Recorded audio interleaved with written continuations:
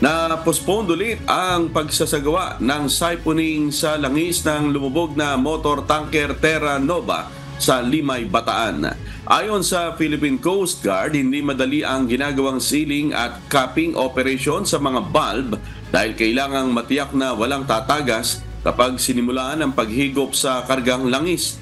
Less than 1 liter per hour na lamang umano ang tumatagas na langis mula sa nasabing barko. Nauna nang sinabi ng PCG na walang masyadong nakitang tagas ng langis sa aerial inspection sa bahagi ng Metro Manila, Bulacan, Bataan, Cavite at maging sa Corregidora.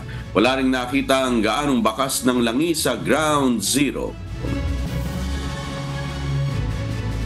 Sir, like what I've said, sir, no, very challenging, sir, yung ginagawa nila dito. At na-observe din naman po namin, number one, sir, yun nga po, because this is underwater operation. We do not rush. Yun po yung sinasabi ni Commandant dito.